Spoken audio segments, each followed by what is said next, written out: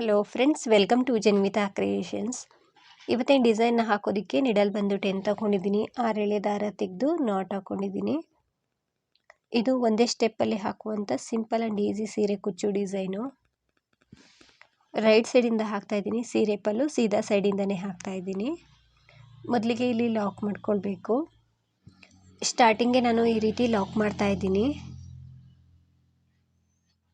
ಒಂದು ಸಲ ಲಾಕ್ ಮಾಡಿಕೊಂಡು ಅದ್ರ ಪಕ್ಕದಲ್ಲಿ ಇನ್ನೊಂದು ಸಲ ಲಾಕ್ ಮಾಡ್ತೀನಿ.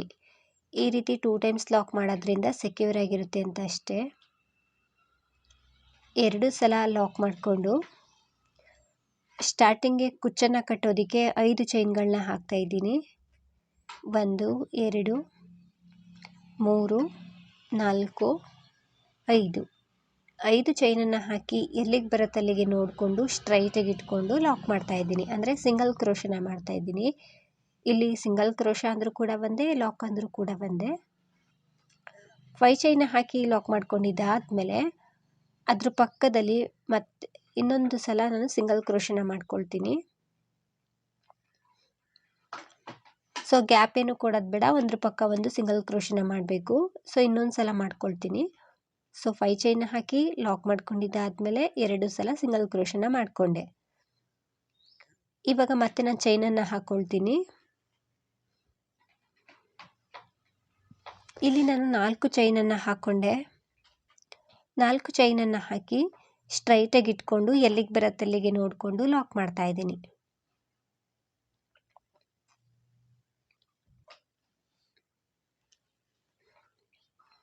ನಂತರ ಸ್ವಲ್ಪ ಥ್ರೆಡ್ನ ಮೇಲೆತ್ತಿ ಬೀಡನ್ನ ಹಾಕ್ಕೊಳ್ತಾ ಇದ್ದೀನಿ. ಇಲ್ಲಿ ನಾನು ರೌಂಡ್ ಶೇಪ್ದು ಫ್ಲವರ್ ಬೀಡನ್ನ ತಗೊಂಡಿದ್ದೀನಿ. ಫ್ಲ್ಯಾಟಲ್ಲಿ ಫ್ಲವರ್ ಬೀಡನ್ನ ತಗೊಂಡಿದ್ದೀನಿ. ಬೀಡ್ಸ್ಗಳನ್ನ ನೀವು ಚೇಂಜಸ್ ಮಾಡಿ ಹಾಕ್ಕೊಳ್ಬೋದು, ಇಂಥದ್ದನ್ನೇ ಹಾಕ್ಕೊಳ್ಬೇಕು ಅಂತೇನಿಲ್ಲ. ಬೀಡನ್ನ ಥ್ರೆಡ್ ಒಳಗಡೆ ಹಾಕ್ಕೊಂಡ್ಮೇಲೆ ಬೀಡ್ ಲಾಕ್ ಮಾಡಬೇಕು. ಬೀಡ್ ಲಾಕ್ ಮಾಡಿ ನಂತರ ಅದೆಲ್ಲಿಗೆ ಬರುತ್ತೆ ಅಲ್ಲಿಗೆ ನೋಡಿಕೊಂಡು ಬಟ್ಟೆ ಮೇಲೆ ಲಾಕ್ ಮಾಡ್ತಾಯಿದ್ದೀನಿ. ಬಟ್ಟೆ ಮೇಲೆ ಲಾಕ್ ಮಾಡ್ಕೊಂಡಿದ್ದಾದಮೇಲೆ ಚೈನನ್ನು ಹಾಕ್ತಾಯಿದ್ದೀನಿ. 1 2 3 4 5 ಚೈನ್ಗಳನ್ನ ಹಾಕಿ ಹಿಂದೆ ತಿರುಗಿಸ್ಕೊಂಡು ಈ ಸೈಡ್ ಲಾಕ್ ಇರುತ್ತೆ ನೋಡಿ, ಈ ಲಾಕ್ ಮೇಲೆ ಲಾಕ್ ಮಾಡ್ತಾಯಿದ್ದೀನಿ. ಈ ಲಾಕ್ ಮೇಲೆ ಲಾಕ್ ಮಾಡ್ತಾಯಿದ್ದೀನಿ. ನಂತರ ಪಕ್ಕದಲ್ಲಿ 4 ಚೈನ್ ಇದೆಯಲ್ವ, 4 ಚೈನ್ ಇರೋ ಕಡೆ 4 ಚೈನ್ನೇ ಹಾಕ್ತಾ ಇದ್ದೀನಿ. 4 ಚೈನ್ನ ಹಾಕಿ ಈ ಲಾಕ್ ಮೇಲೆ ಲಾಕ್ ಮಾಡ್ತಾ ಇದ್ದೀನಿ. ನಂತರ ಸೀದಾ ಸೈಡ್ಗೆ ತಿರುಗಿಸ್ಕೊಳ್ಬೇಕು ಬಟ್ಟೆಯನ್ನು. ಸೀದಾ ಸೈಡ್ಗೆ ತಿರುಗಿಸ್ಕೊಂಡ್ಮೇಲೆ ಸೂಜಿ ಮೇಲೆ ನಾವು 2 ಸಲ ಥ್ರೆಡನ್ನು ಸುತ್ಕೊಳ್ಬೇಕು. 2 ಸಲ ಥ್ರೆಡನ್ನು ಸುತ್ತಕೊಂಡು ಬೀಡ್ ಕೆಳಗಡೆ ಇರುವಂತಹ 5 ಚೈನ್ ಗ್ಯಾಪಲ್ಲಿ ಹೋಗಿ ಥ್ರೆಡ್ನ ತಂದರೆ ಸೂಜಿ ಮೇಲೆ 4 ಲೂಪ್ ಇರುತ್ತೆ. ಫಸ್ಟು 2 ದಾರದಲ್ಲಿ ಒಂದು ಸಲ ಥ್ರೆಡನ್ನು ಮೇಲ್ ಪಾಸ್ ಮಾಡಬೇಕು, ಮತ್ತೆರಡು ದಾರದಲ್ಲಿ ಥ್ರೆಡನ್ನು ಮೇಲ್ ಪಾಸ್ ಮಾಡಬೇಕು, ಮತ್ತೆರಡು ದಾರದಲ್ಲಿ ಥ್ರೆಡನ್ನು ಮೇಲ್ ಪಾಸ್ ಮಾಡ್ಕೊಳ್ಬೇಕು. ಆವಾಗ ಅಲ್ಲಿ ಟ್ರಿಬಲ್ ಕ್ರೋಶೆ ಕಂಬ ಆಗುತ್ತೆ. ಕಂಬ ಆದಮೇಲೆ ಮತ್ತೆ ನಾನು 3 ಚೈನ್ನ ಹಾಕ್ಕೊಳ್ತೀನಿ. ಇಲ್ಲಿ ಬ್ಯಾಕ್ ಸೈಡಿಂದ ಹಾಕಿರುವಂಥ 4 ಚೈನ್ ಇರುತ್ತೆ, ಮತ್ತು ನಾವಿವಾಗ ಮಾಡಿರುವಂಥ ಟ್ರಿಬಲ್ ಕ್ರೋಶೆ ಕಂಬ ಇರುತ್ತೆ. ಅದಾದಮೇಲೆ 3 ಚೈನ ಹಾಕಿ ಆ 2 ಕಂಬನ ಒಟ್ಟಿಗೆ ಸೇರಿಸ್ಕೊಂಡಂಗೆ ಈ ರೀತಿ ನಿಡಲ್ನ ಹಾಕಿ ಥ್ರೆಡ್ನ ತಂದು ಲಾಕ್ ಮಾಡ್ತಾಯಿದ್ದೀನಿ. ಈ ರೀತಿ 2 ಕಂಬಕ್ಕೆ ಪಿಕೋಟ್ ಬಂದಿರೋ ರೀತಿ ಚೆನ್ನಾಗಿ ಕಾಣಿಸುತ್ತೆ. ಸೊ ಒಂದೊಂದು ಕಂಬಕ್ಕೆ ಪಿಕೋಟ್ನ ಮಾಡ್ತಿದ್ವಲ್ಲ, ಹಾಗೇನೆ 2 ಕಂಬಕ್ಕೆ ನಾನು ಒಟ್ಟಿಗೆ ಸೇರಿಸಿ ಪಿಕೋಟ್ನ ಮಾಡ್ತಾಯಿದ್ದೀನಿ. ಮತ್ತೆ ಸೂಜಿ ಮೇಲೆ ಥ್ರೆಡನ್ನು ಸುತ್ತಕೊಂಡೆ, ಮತ್ತು ಸೇಮ್ ಪ್ಲೇಸಲ್ಲೇ ಹೋಗಿ ಥ್ರೆಡ್ನ ತಂದು ಟ್ರಿಬಲ್ ಕ್ರೋಶೆ ಕಂಬನ ಮಾಡಿಕೊಂಡೆ. ಮತ್ತೆ ಸೂಜಿ ಮೇಲೆ ಥ್ರೆಡನ್ನು ಸುತ್ತಕೊಳ್ತಾ ಇದ್ದೀನಿ ಇನ್ನೊಂದು ಬಾರಿ. ಅಂದರೆ 2 ಕಂಬಕ್ಕೆ ಪಿಕೋಟ್ ಮಾಡೋದಲ್ವ, ಹಾಗಾಗಿ ಟ್ರಿಬಲ್ ಕ್ರೋಶೆ ಕಂಬನ ಮಾಡಬೇಕು. 2 ಟ್ರಿಬಲ್ ಕ್ರೋಶೆ ಕಂಬ ಆಗಿದೆ ನೋಡ್ತಿರ್ಬೋದು. ಇವಾಗ 3 ಚೈನ್ನ ಹಾಕ್ಕೊಳ್ತಿದ್ದೀನಿ. 3 ಚೈನ್ನ ಹಾಕಿ 2 ಕಂಬಗಳನ್ನ ಒಟ್ಟಿಗೆ ಸೇರಿಸ್ಕೊಂಡು ಲಾಕ್ ಮಾಡಬೇಕು. ಆವಾಗ ಪಿಕೋಟ್ ಆಗುತ್ತೆ. ಮತ್ತೆ ಸೂಜಿ ಮೇಲೆ ಥ್ರೆಡನ್ನು ಸುತ್ತಕೊಳ್ತೀನಿ. ಸೂಜಿ ಮೇಲೆ 2 ಸಲ ಥ್ರೆಡನ್ನು ಸುತ್ತಕೊಂಡ್ಮೇಲೆ ಈ ಬೀಡ್ ಕೆಳಗಡೆ ಇರುವಂಥ 5 ಚೈನ್ ಗ್ಯಾಪಲ್ಲಿ ಹೋಗಿ ಥ್ರೆಡ್ನ ತಂದು ಟ್ರಿಬಲ್ ಕ್ರೋಶೆ ಕಂಬ, ಫ್ರೆಂಡ್ಸ್, ಇದನ್ನು ನೀವು ಡಬಲ್ ಕ್ರೋಶದಲ್ಲೂ ಕೂಡ ಟ್ರೈ ಮಾಡ್ಬೋದು. ಆರ್ಚು ಸ್ವಲ್ಪ ಬಿಗ್ ಸೈಜಲ್ಲಿ ಬೇಕು ಅಂದರೆ ತ್ರಿಬಲ್ ಕ್ರೋಶದಲ್ಲಿ ಟ್ರೈ ಮಾಡಿ. 2 ತ್ರಿಬಲ್ ಕ್ರೋಶ ಕಂಬಗಳಾದಮೇಲೆ 3 ಚೈನ್ನ ಹಾಕಬೇಕು. 3 ಚೈನನ್ನು ಹಾಕಿ ಆ 2 ಕಂಬನ ಈ ರೀತಿ ಒಟ್ಟಿಗೆ ಸೇರಿಸ್ಕೊಂಡಂಗೆ ನಾವು ಲಾಕ್ ಮಾಡಬೇಕು. ಅಂದರೆ ಸಿಂಗಲ್ ಕ್ರೋಶನ ಮಾಡಬೇಕು. ಫಸ್ಟ್ ಕಂಬ ಮಾಡಿರ್ತೀವಲ್ಲ, ಆ ಕಂಬದ ಕೆಳಗಡೆಯಿಂದ ಹೋಗಿ ಥ್ರೆಡ್ನ ತಂದು ಲಾಕ್ ಮಾಡಿದ್ರೆ 2 ಕಂಬಕ್ಕೆ ಒಟ್ಟಿಗೆ ಸೇರಿಸ್ಕೊಂಡಂಗೆ ಪಿಕೌಟ್ ಆಗುತ್ತೆ. ಬೇಕು ಅಂದರೆ ಮಧ್ಯದಲ್ಲಿ ಒಂದು ಬೀಡನ್ನ ಹಾಕ್ಕೊಳ್ಬೋದು. ಈ ರೀತಿ ಆರ್ಚ್ ಮಾಡಬೇಕಿದ್ರೆ ಮಧ್ಯದಲ್ಲಿ ಬರುವಂತಹ ಕಂಬದ ಮೇಲೆ ಬೀಡ್ಸ್ ಯಾವುದು ಬೇಡ ಅನ್ನೋರು ಈ ರೀತಿ ಟ್ರೈ ಮಾಡ್ಬೋದು.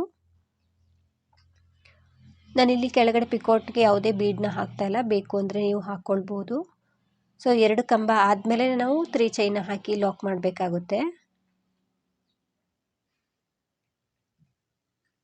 2 ತ್ರಿಬಲ್ ಕ್ರೋಶ ಕಂಬ ಆಗಿದೆ. ಇವಾಗ 3 ಚೈನ ಹಾಕ್ಕೊಳ್ತೀನಿ.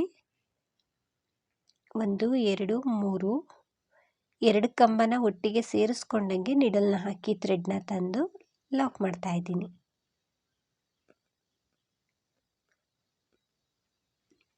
ಇದೇ ರೀತಿ ಪೂರ್ತಿಯಾಗಿ ಹಾಕ್ಕೊಳ್ತೀನಿ. ಒಟ್ಟು ನನಗಿಲ್ಲಿ 6 ಪಿಕೌಟ್ಗಳು ಬಂದಿದೆ.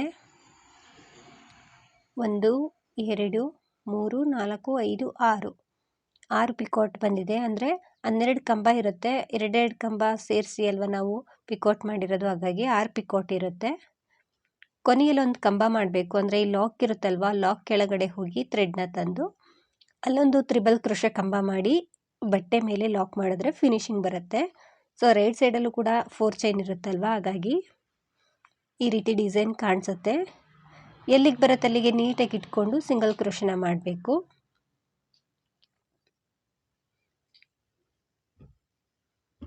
ಈ ರೀತಿ ಸ್ಟ್ರೈಟಾಗಿ ಇಟ್ಕೊಂಡು ಲಾಕ್ ಮಾಡ್ಕೊಳ್ಳಿ. ಲಾಕ್ ಆದಮೇಲೆ ಅದ್ರ ಪಕ್ಕನೇ 1-2 ಸಲ ಸಿಂಗಲ್ ಕ್ರೋಶ. ಈ ಸಿಂಗಲ್ ಕ್ರೋಶನ ಬೇಕು ಅಂದರೆ ಹಾಕ್ಕೊಳ್ಬೋದು ಅಥವಾ ಸ್ಕಿಪ್ ಮಾಡ್ಬೋದು. ಆರ್ಚು ಮತ್ತು ಕುಚ್ಚು ತುಂಬ ಹತ್ರ ಆಗುತ್ತೆ ಅನ್ನೋ ಕಾರಣಕ್ಕೆ 2 ಸಲ ಎಕ್ಸ್ಟ್ರಾ ಸಿಂಗಲ್ ಕ್ರೋಶ ಹಾಕ್ತಾ ಇದ್ದೀನಿ. ಅಥವಾ ಬೀಡ್ನಾದರೂ ನೀವು ಇಲ್ಲಿ ಹಾಕ್ಕೊಳ್ಬೋದು.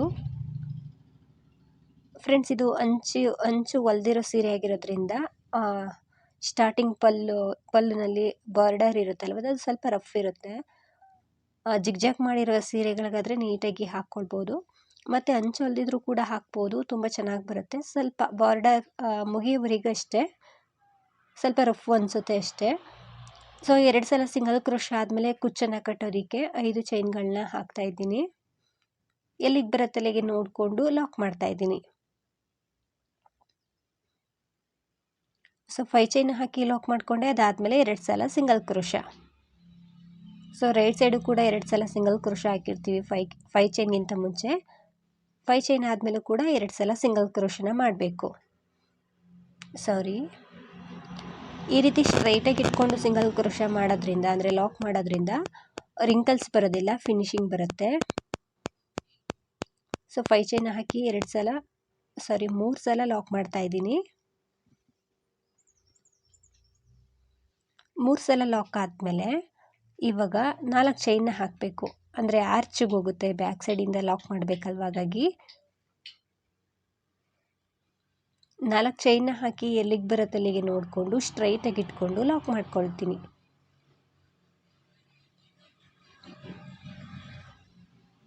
ಲಾಕ್ ಆದಮೇಲೆ ಇವಾಗ ನಾನು ಸ್ವಲ್ಪ ಥ್ರೆಡ್ನ ಮೇಲೆತ್ತಿ ಬೀಡನ್ನ ಹಾಕ್ಕೊಳ್ತೀನಿ.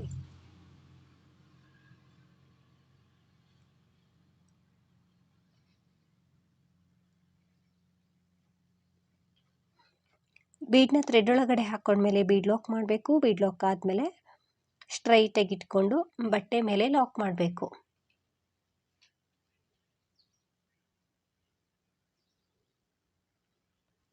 ಬಟ್ಟೆ ಮೇಲೆ ಲಾಕ್ ಆದಮೇಲೆ ಇವಾಗ ಬೀಡ್ ಕೆಳಗಡೆ 5 ಚೈನನ್ನು ಹಾಕ್ಕೊಳ್ತಾ ಇದ್ದೀನಿ. ಈ ಚೈನ್ಗಳು ಕೂಡ ಅಷ್ಟೇ, ನೀವು ಯಾವ ಸೈಜಿನ ಬೀಡನ್ನ ತಗೊಂಡಿರ್ತೀರೋ ಅದ್ರ ಮೇಲೆ ಡಿಪೆಂಡ್ ಆಗಿರುತ್ತೆ. ಇದಕ್ಕಿಂತ ಸ್ಮಾಲ್ ಬೀಡನ್ನ ತಗೊಂಡ್ರೆ ಚೈನ್ಗಳು ಕೂಡ ಕಮ್ಮಿ ಆಗುತ್ತೆ. ಸ್ವಲ್ಪ ಬಿಗ್ ಸೈಜಲ್ಲಿ ತಗೊಂಡ್ರೆ ಚೈನ್ಗಳು ಕೂಡ ಜಾಸ್ತಿ ಆಗುತ್ತೆ.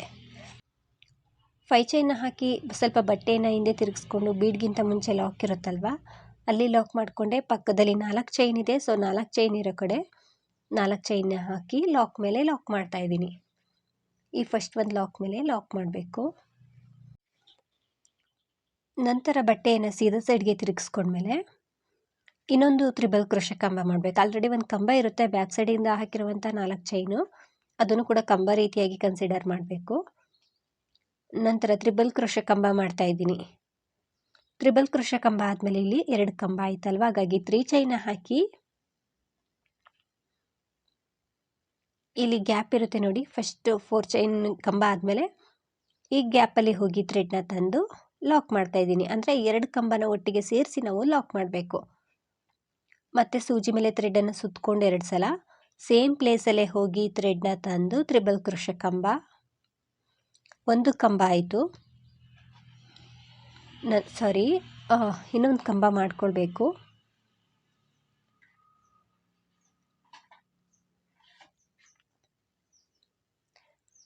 ಸೊ 2 ಕಂಬ ಆದಮೇಲೆ ಪಿಕೌಟ್ ಮಾಡ್ತಿರೋದ್ರಿಂದ ಮಧ್ಯದಲ್ಲಿ ಚೇಂಜಸ್ ಮಾಡಿದ್ರೆ ಅಷ್ಟೊಂದು ಫಿನಿಶಿಂಗ್ ಬರೋದಿಲ್ಲ. 2 ಕಂಬಕ್ಕೇ ಪಿಕೌಟ್ ಮಾಡ್ಕೊಳ್ಳಿ.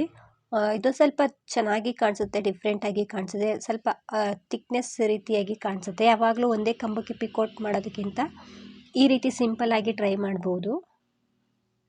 ಅಂದರೆ 2 ಕಂಬಕ್ಕೆ ಪಿಕೌಟ್ನ ಮಾಡಿದ್ರೆ ನೀಟಾಗಿ ಒಂಥರ ಫ್ಲವರ್ ಶೇಪಲ್ಲಿ ನಮಗೆ ಆರ್ಚ್ ಕಾಣಿಸುತ್ತೆ. 2 ಪಿಕೌಟ್ ಆಯಿತು. ಮತ್ತು ಇವಾಗ ನೆಕ್ಸ್ಟ್ 3ನೇ ಪಿಕೌಟ್ ಮಾಡೋದಕ್ಕೆ ತ್ರಿಬಲ್ ಕ್ರೋಶೆ ಕಂಬನ ಮಾಡ್ತಾ ಇದ್ದೀನಿ. 1 ಕಂಬ ಆಯಿತು, ಇನ್ನೊಂದು ಕಂಬ ಮಾಡಬೇಕು.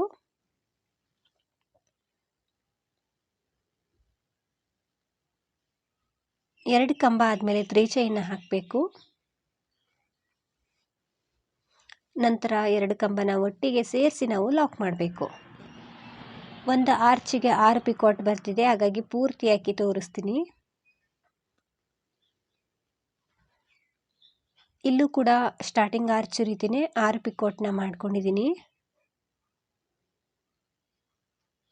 ನಂತರ ಕೊನೆಯಲ್ಲಿ ಒಂದು ಕಂಬ ಮಾಡಬೇಕು. ಸೂಜಿ ಮೇಲೆ 2 ಸಲ ಥ್ರೆಡನ್ನು ಸುತ್ತಕೊಂಡು ಈ ಲಾಕ್ ಕೆಳಗಡೆ ಹೋಗಿ ಥ್ರೆಡನ್ನು ತಂದು ತ್ರಿಬಲ್ ಕ್ರೋಶೆ ಕಂಬ ಮಾಡಬೇಕು. 2ರಿಂದ 1, 2ರಿಂದ 1, 2ರಿಂದ 1 ಕಂಬ ಆದಮೇಲೆ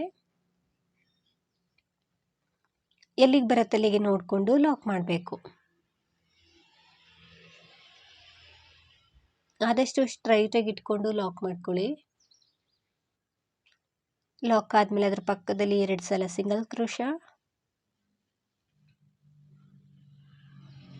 ಸೊ ಗ್ಯಾಪ್ ಏನು ಕೊಡ್ತಾ ಇಲ್ಲ, ಒಂದ್ರ ಪಕ್ಕ ಒಂದು ಸಿಂಗಲ್ ಕ್ರೋಶನ ಮಾಡ್ಕೊಳ್ತಾ ಇದ್ದೀನಿ.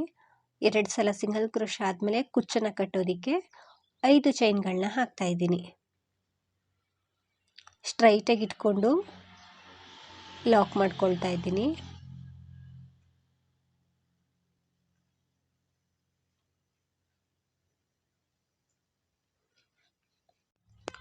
ಈ ರೀತಿ ಡಿಸೈನ್ ಕಾಣಿಸುತ್ತೆ. ಸೊ 2 ಕಂಬಕ್ಕೆ ಪಿಕೌಟ್ ಮಾಡಿರೋದ್ರಿಂದ ಸ್ವಲ್ಪ ಥಿಕ್ನೆಸ್ ಆಗಿ ಚೆನ್ನಾಗಿ ಕಾಣಿಸುತ್ತೆ. ತುಂಬ ಈಸಿ ಇದೆ ಫ್ರೆಂಡ್ಸ್, ಇವನ್ ಬಿಗಿನರ್ಸು ಕೂಡ ಟ್ರೈ ಮಾಡ್ಬೋದು, ಕಷ್ಟ ಏನಿಲ್ಲ. ಮಧ್ಯದಲ್ಲಿ ಬೇಕು ಅಂದರೆ ನೀವು ಬೀಡನ್ನ ಹಾಕ್ಕೊಳ್ಬೋದು. 3 ಪಿಕೌಟ್ ಆದಮೇಲೆ ಒಂದು ಬೀಡನ್ನ ಹಾಕ್ಕೊಂಡು ಮತ್ತೆ ಪಿಕೌಟ್ಗಳನ್ನ ಕಂಟಿನ್ಯೂ ಮಾಡ್ಬೋದು. ಇದೇ ರೀತಿ ನಾನು ಸೀರೆ ಪೂರ್ತಿ ಹಾಕ್ಕೊಂಡು ಬಂದಿದ್ದೀನಿ. ಕೊನೆ ತನಕ ಹಾಕ್ಕೊಂಡು ಬಂದು ಕೊನೆಯಲ್ಲೂ ಕೂಡ ಆರ್ಚೆಲ್ಲ ಆದಮೇಲೆ 5 ಚೈನ ಹಾಕಿ ಥ್ರೆಡನ್ನು ಕಟ್ ಮಾಡ್ಕೊಂಡಿದ್ದೀನಿ. ಸೀರೆ ಕುಚ್ಚನ್ನು ಕಟ್ಟಿದ್ಮೇಲೆ ಡಿಸೈನ್ ಈ ರೀತಿ ಫಾರ್ಮ್ ಆಗುತ್ತೆ.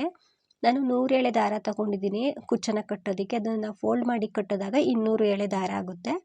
ಶಾರ್ಟಾಗಿ ಕಟ್ಟಿದ್ದೀನಿ ಫ್ರೆಂಡ್ಸ್. ಪ್ರೈಸ್ ಬಂದು ಇದಕ್ಕೆ ಒಂದು 450 ಅರೌಂಡ್ ಚಾರ್ಜ್ ಮಾಡ್ಬೋದು. ನಿಮ್ಮ ಪ್ಲೇಸ್ ಮೇಲೆ ಡಿಪೆಂಡ್ ಆಗಿರುತ್ತೆ, ಇಷ್ಟೇ ಅಂತ ಹೇಳೋಕ್ಕಾಗಲ್ಲ, ಹೆಚ್ಚು ಕಡಿಮೆ ಮಾಡ್ಕೊಳ್ಬೋದು. ಡಿಸೈನ್ ತುಂಬ ಚೆನ್ನಾಗಿ ಬರುತ್ತೆ, ತುಂಬ ಈಸಿ ಇದೆ. ಎಲ್ಲರೂ ಕೂಡ ಒಮ್ಮೆ ಟ್ರೈ ಮಾಡಿ. ಹಾಗೆಯೇ ಫಸ್ಟ್ ಟೈಮ್ ನೋಡ್ತಿದ್ರೆ ಪ್ಲೀಸ್ ಸಬ್ಸ್ಕ್ರೈಬ್ ಮಾಡಿ, ಸಪೋರ್ಟ್ ಮಾಡಿ. ಫೇಸ್ಬುಕ್ಕಲ್ಲಿ ಏನಾದರೂ ನೋಡ್ತಿದ್ರೆ ಫೇಸ್ಬುಕ್ ಪೇಜನ್ನು ಫಾಲೋ ಮಾಡಿ. ಆದಷ್ಟು ವಿಡಿಯೋನ ಲೈಕ್ ಮಾಡಿ, ಶೇರ್ ಮಾಡಿ. ನೀವೊಮ್ಮೆ ಟ್ರೈ ಮಾಡಿ, ಡಿಸೈನ್ ತುಂಬ ಚೆನ್ನಾಗಿ ಬರುತ್ತೆ. Thank you.